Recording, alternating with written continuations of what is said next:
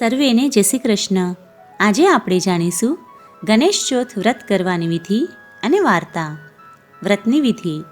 આ વ્રત ભાદરવા સુદ ચોથના દિવસે કરવામાં આવે છે. સુખ, શાંતિ, સમૃદ્ધિ અને સંતાન પ્રાપ્તિ માટે આ વ્રત થાય છે.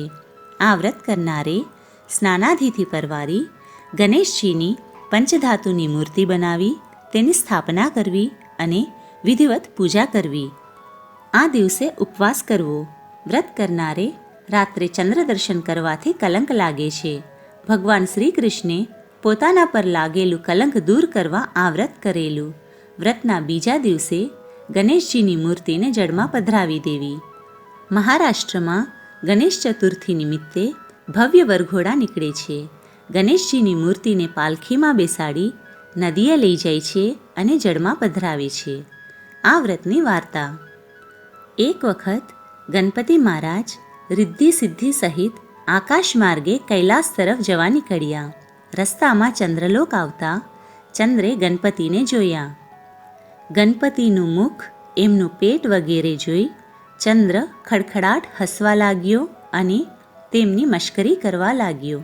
આથી ગણપતિ ચંદ્ર ઉપર ખૂબ ગુસ્સે થઈ ગયા અને તેને શાપ આપતા બોલ્યા, ચંદ્ર, તું ખૂબ રૂપાળો છે એની ના નહીં, પણ એથી અભિમાનમાં આવી જઈ અન્યની મશ્કરી ના કરાય. આજે તે મારી મશ્કરી કરી મને ઉશ્કેર્યો છે, માટે જા, હું તને શ્રાપ આપું છું કે આજે એટલે ભાદરવા સુદ ચોથને દિવસે કોઈ તારી સામું પણ નહીં જુએ અને કદાચ જો કોઈ ભૂલે ચૂકે જોશે તો એના પર અંધારી આફત ઉતરી આવશે. આ સાંભળી ચંદ્ર ધ્રુજી ઉઠ્યો અને બીકનો માર્યો કમળમાં છુપાઈ ગયો. ચારેકોર અંધકાર છવાઈ ગયો અને હાહાકાર મચી ગયો. સ્વર્ગલોકના દેવો આ જોઈ તુરત બ્રહ્માજી પાસે ગયા અને ચંદ્રના શ્રાપનું નિવારણ પૂછવા લાગ્યા.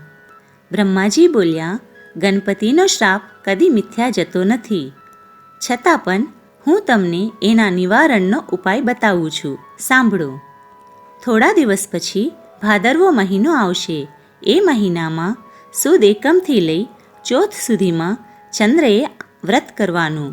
એ વખતે ગણપતિની કોઈ પણ ધાતુની અથવા તો પંચધાતુની મૂર્તિ બનાવી તેમની સ્થાપના કરવાની અને પછી વિધિવત તેમની પૂજા કરવાની.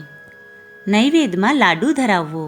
સાંજે ગણપતિની મૂર્તિને વાજતે ગાજતે નદી કાંઠે લઈ જઈ જળમાં પધરાવી દેવી. આ દિવસે બ્રાહ્મણોને જમાડી યથાયોગ્ય દાન દક્ષિણા આપવામાં આવે તો ગણપતિ જરૂર રીઝે અને ચંદ્રને શ્રાપમાંથી મુક્તિ મળે. ચંદ્રે ભાદરવો મહિનો બેસતા જ ગણપતિની સ્થાપના કરી ગણેશ ચોથનું વ્રત કરવા માંડ્યું. વિધિપૂર્વક પૂજા કરી ચંદ્રે ગણપતિને પ્રાર્થના કરી કે, હે ગજાનન સ્વામી, મારાથી ભૂલમાં જે કંઈ બોલાઈ ગયું હોય તે કૃપા કરીને ભૂલી જાઓ અને ક્ષમા કરો. હવેથી આવી ભૂલ નહીં થાય. તમે દયાળુ છો, કૃપા કરીને મને શ્રાપમાંથી મુક્ત કરો. ગણપતિ ચંદ્રની ભક્તિ જોઈ ખુશ થયા અને તેને દર્શન આપતા બોલ્યા, ચંદ્ર, તું સંપૂર્ણ રીતે શ્રાપમુક્ત તો નહીં જ થઈ શકે, તેમ છતાં તારા વ્રતથી ખુશ થઈને હું શ્રાપને થોડો હળવો બનાવું છું. જો કોઈ પણ વ્યક્તિ ભાદરવા સુદ બીજના ચંદ્રના દર્શન કરી પછી ચોથના દર્શન કરશે તો તેને કોઈ પણ જાતનું સંકટ નહીં પડે. આટલું હું તને માફ કરી દઉં છું.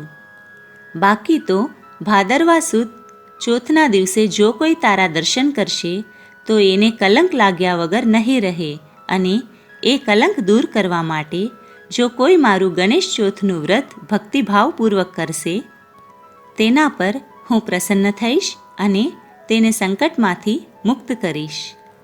હે ગણપતિ દાદા, જેવા તમે ચંદ્રને ફળ્યા તેવા તમારું આ વ્રત કરનાર, કથા સાંભળનાર, કહેનાર સૌ કોઈને ફળજો અને સુખ, શાંતિ અને સમૃદ્ધિ આપજો.